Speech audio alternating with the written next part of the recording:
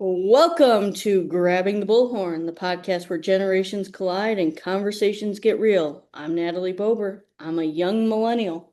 I'm Karen Zimbler, and I am smack dab baby boomer. Every week, we tackle a topic through the lenses of two very different generations. Sometimes we agree, sometimes we absolutely don't, but hopefully we'll leave you thinking. And hopefully you'll want to join our conversation. Today, topics are familiar to all of us. Reality television, influencers, social media, and how has our definition of celebrity changed over time? And today we have a very special guest. Joining us is someone who grew up right in the height of reality TV, the emergence of influencers, and ever-present social media. She's a millennial. She's my daughter. Please welcome Hallie Kolb. Thanks for having me. Karen grew up watching the lifestyles of the rich and famous. Hallie and I grew up watching The Real World, Laguna Beach, The Hills, and eventually Instagram and TikTok. So today we're asking, has what makes people famous changed, or have our values changed? Let's grab the bullhorn. Karen, when you were growing up, who did people idolize? Well, we had our bands, our music. We had the Monkees, we had the Beatles, Rolling Stones, depending on what your musical preference was. Who did you grow up idolizing? Who did I grow? Well, I loved the movie The Godfather, so I had pictures of Al Pacino, James Caan, and Marlon Brando on my wall. I did not have any teeny boppers or anybody like that. And what characteristics did your idols have in common? They were drop dead handsome. And they clearly weren't everyday people. They were celebrities. Celebrities, yeah. And I'm assuming what did you aspire to be? Did you want to be an action star like them, or who did you Oh, no, aspire to be? absolutely not. I aspired to be what everybody my generation did, mostly girls wanted to be teachers, some lawyers, nothing, never, not a bone in my body wanted to be in show business. Well, look where you are now. Yeah, right. Hallie, when you think about growing up, who are your idols? Well, I grew up in the generation of boy bands. So Backstreet Boys, they were on my wall. Probably Britney Spears. Yeah, boy bands, absolutely. And you grew up watching The Hills. Were you Team Elsa? Well, first I started with the soaps because of my mother. So started with soap operas and loved it. And it's funny you asked her, like, did she want to grow up famous? No, but I did. I went to theater camp. My dream was to be either on Broadway or acting, and I'll get into more later once we get into reality TV. But I wanted to be in the spotlight because of all these people, of how TV portrayed them to be. Perfect, good looking, rich. And you said earlier before we started, you were Team LC. Oh, absolutely. Did you like the Paris Hilton and Nicole Richie, I think it was The Simple Life? Jessica Simpson, watch The Simple Life, obviously. You tried to get me to watch The Simple Life, and I watched one episode and I just, oh God, I'm out of here. All the MTV shows, at that point, it's like, yeah, I want to be on The Real World. I want people to know who I am. The first Real World season I remember vividly was Chicago, and that was during 9/11. And so that's when we got cable to be able to watch MTV. So that was 2001. I was in middle school. And then are we ready to talk about Kardashians yet? We're ready to talk about anything. So, who doesn't love the Kardashians? That's a lie. They are professional celebrities who have no talent. They have a great mother that managed them well. They have a talent of being famous and for influencing and for getting their ideas out there and getting paid for them and making a damn good money for it. Who deserves more credit for creating influencer culture, MTV or Kris Jenner? Kris Jenner. MTV was music and The Real World, and then it was Jersey Shore, and now it's ridiculousness. And I think that just got canceled. I mean, MTV is gonna be no longer. So yeah, I mean, we gotta give credit where credit is due with Kris Jenner. I mean, Right, but that still doesn't mean they have any talent. but what does that matter? I guess to you guys, nothing, it doesn't matter. Would Kim Kardashian have been famous without reality TV? Yes, because of who her father was. Absolutely. I mean, they had their television show before the whole sex tape. And she had the line in, she was Paris Hilton's assistant. And so, yes, absolutely. If it wasn't for the Kardashians. Another person that has no talent. What talent does Paris? She's a Hilton have? DJ, isn't she? Well, she is a DJ. It's her family. Okay. Why does someone like that, why does a celebrity need to have talent to you? What is talent? An Academy Award, a Tony Award, recognition for being the top of your craft. Okay, she's a billionaire. Her and Kim and Kylie are billionaires. That's not good enough. So you equate being at the top of your craft because you have a pretty lipstick is philosophically equal or better than. I think millennials were the first generation that wanted celebrities to feel like friends. Look at Laguna Beach. I think every teen or person who watched Laguna Beach wanted friends like that. They wanted their friends to be celebrated like that. Right, be part of the cool group and the group that had the nice cars and money. I mean, they were rich kids. So you kids aspired to be like all of them. When I was watching Lifestyles of the Rich and Famous, I didn't aspire to be like Zsa Zsa Gabor or whoever else homes they were showing it. To me, it was just like, wow, that's a really nice home. And then MTV picked that up in the late 90s, MTV Cribs. Yeah, Cribs. And showing, it's like, wow, they have a theater and a 6-car garage and a grotto and a pool. And why wouldn't you want that growing up? And I think the one thing that we don't realize and that you don't see when you're watching these shows, that may just be the facade. That's not what really happened. Yeah.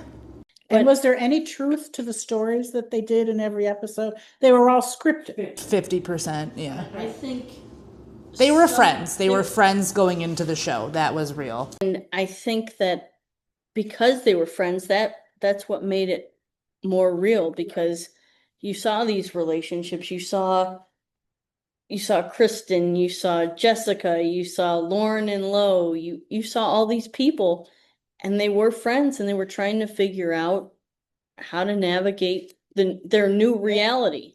So was it the materialism? You liked how they lived, the trips they took, the clothes they wore?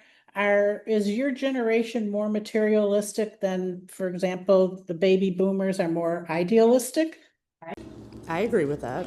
I would agree with that. I mean, don't you remember in middle school having to buy me the Kate Spade backpack because everybody else had the Kate Spade backpack and the Michael Stars and the Juicy Couture outfits? But I got you one. Okay. I didn't outfit you Paris from Hilton him. was wearing those, Kim Kardashian, everybody on the hills and Laguna. I mean, that's what we grew up with. Do you remember the whole saga with the sidekick? Everyone had the razor. T-Mobile sidekick. Everyone had the razor. Everyone had the sidekick. Oh, I don't know what the sidekick is, but I did get a razor because it came out in hot pink fuchsia. The razor or the sidekick. It was like a brick that the screen flipped up. Well, that's Paris Hilton made that famous. Blackberry. Blackberries, yeah. and then you had all these different phones, but it was, They made Blackberries famous? I thought that was like oh, yeah. business people think, No. still think that's the greatest cell phone that was ever made. But see, these businesses chose these celebrities at the time to give them these electronics to make them famous. No, Hallie, who did you, and you said you grew up with the boy bands. Who did you want to be out of all these reality stars? Who did you want to emulate? I wanted to be Khloe Kardashian. And why Chloe? You have Courtney, you have Kim. Khloe was the tall, fat sister in the beginning. She had a little bout of trouble in the beginning. We all have that little bout of trouble growing up. So she was the more, She was the edgy one. but the more real. At the time, right. At the time. Yeah. She was more realistic. She was that person who I think most of the people watching the Kardashians, yes, Related with most. She was like the ugly duckling. She didn't have the perfect boobs like her sisters did, whether they were bought or not. She does now. No, that's the one thing to this day Khloe has not done. She's done her whole face. She has not done Oh, she hasn't done anything to her body? her boobs, specifically. What was the biggest reality TV moment you remember? American Idol? The first American Idol? Kelly Clarkson? I'll remember that. The biggest yeah. I could say Kelly Clarkson. I was gonna say that The Hills, when the whole I Know What You Did, Heidi and Lauren, that was Right, she chose the boy over going to Paris. I mean, yeah. She was the girl who didn't go to Paris. Okay, She so here's a difference. What am I thinking of as my first reality TV moment? Oh, I know what you're going to say. I know what you're going to say. I don't know. When Kennedy was shot. No, actually, that was my, I'll always remember where I was at that minute. My first reality moment, because there was no reality in, was 9/11. Seeing everything happen in real time, watching it happen, and taking all that in. And that was pre-social media also. We never had anything like that, the instantaneous gratification and you had 24-hour news stations. You Right. had that was the first time that people were sharing things. First time everyone was coming together. And I hate saying, Yeah. but even today, tragedies bring everyone together, and that's the hard part. That's an unthinkable thing. Hallie, when you feel the rain on your skin, no one else could feel it for you, Aren't you or gonna let sing for us? let the rain fall down. I'm coming clean. Where does your mind go? Wasn't that the song from Dawson's Creek? No. No, okay, never mind. That's close though. What do those songs make you think about? A rich group of friends that seemed so happy living in California. Do they instantly take you back to Laguna or the Hills? Watching it, absolutely. Then in college with the Hills, and then starts the Housewives and Bravo TV and Well, and we had the soaps in college. We would schedule our classes around the soaps, and in the sorority, we'd all gather around for lunch and watch All My Children, One Life to Live, and General Hospital. And I think that's the one thing in common. And going back to the biggest moment, the Hills finale, that everyone seemed to stop. The world stopped. And you never know, these people, they seem one way on the TV, but when you meet them in person, I just met Kristen Cavallari, could not have been nicer. right. I mean, you and I were talking earlier. Were we team LC or Kristen? We both said LC because they painted Kristen out to be the villain, stealing Lauren's boyfriend, and being the bad girl. And I think influencers are relatively a new phenomenon. Hallie, why do you think people love influencers so much? Because we feel that we can be them, and whatever our generation, Gen Z, Alpha, they think that whatever they're saying has to be true, right? It has to be, this is the best drink, this is the best athleisure, this is the best, the best, the best, because they're doing it and they want to be like them. We want to take it a step further. Talk about these being the first big influencers. How about politicians? Could they be considered influencers? I think Obama was our first influencer. For our generation, that was the first, Obama was the first election I voted in. That was the first election I voted in too, but he got the young people. And I think he was really the first president who used social media. I think Twitter was just invented, Facebook.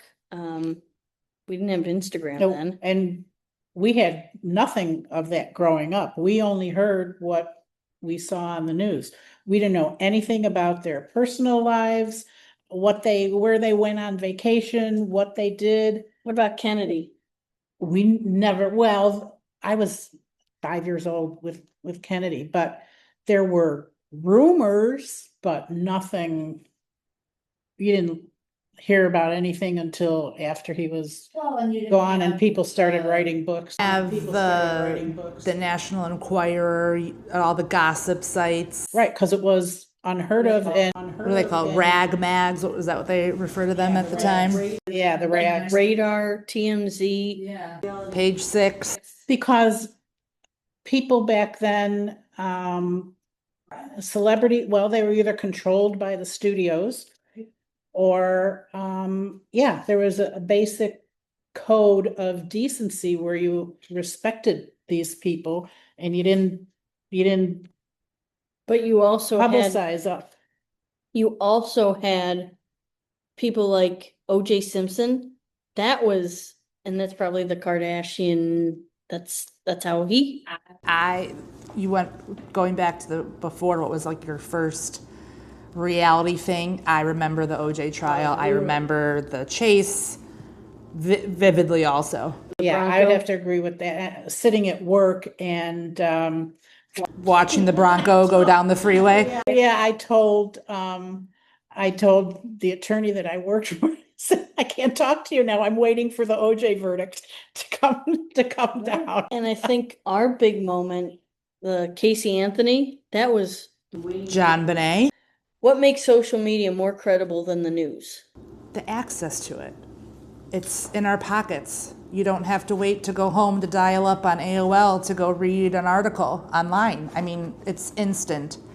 Not to say it's more credible than the news, but now we have fake news here. And I mean, what's real news now? It depends on your views, and what you believe to be is real. Who's more influential today and why? Taylor Swift or Mr. Beast?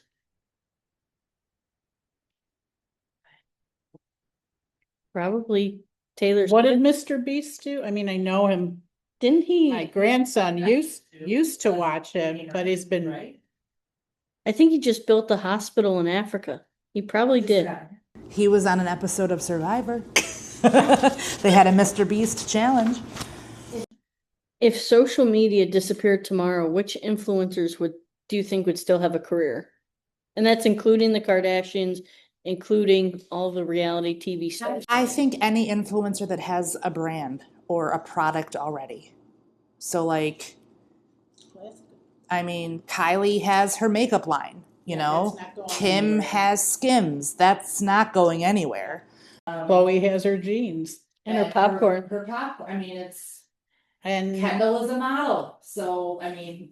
yeah, so if we never see anything about them on Instagram or TikTok, they still have their brands. Taylor Swift still has her talent. That's not going anywhere. Every generation worries about the next generation. Has social media gone too far? In some ways, yeah. I mean, being a teacher, you see that influence in schools with these TikTok challenges and Instagram challenges.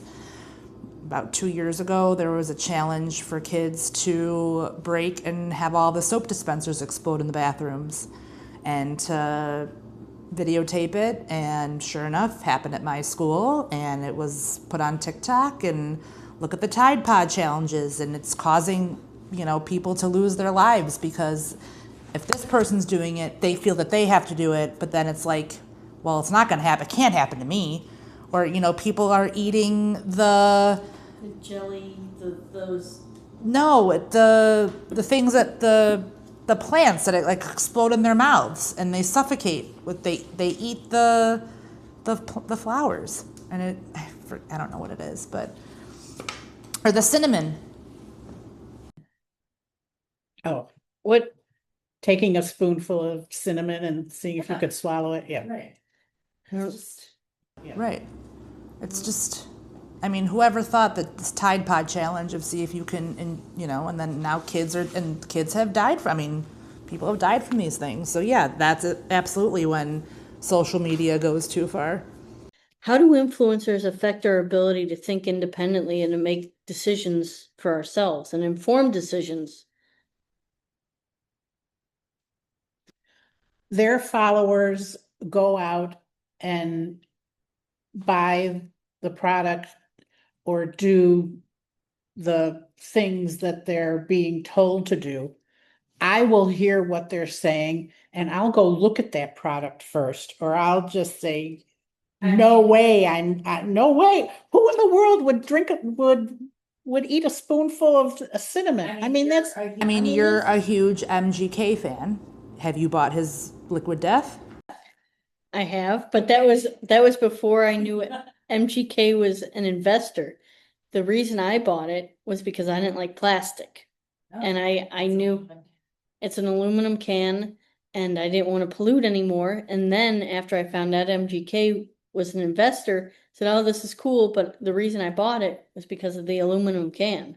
I've bought Skims. I've bought Good American. I don't know if I've tried a Kylie lip kit. I don't think I've done that. I've bought different, I've tried the weight loss drugs. I'm on a GLP-1 because celebrities are talking about it now. But did you consult a doctor before? 100%, obviously. But I'm now on the creatine kick. I'm taking creatine gummies because a professional athlete endorses them, or is being endorsed by this company. So hey, if it's good enough for her, it's good enough for me. That's all fun stuff and it's harmless. You go and buy somebody's t-shirt, you're not going to get killed.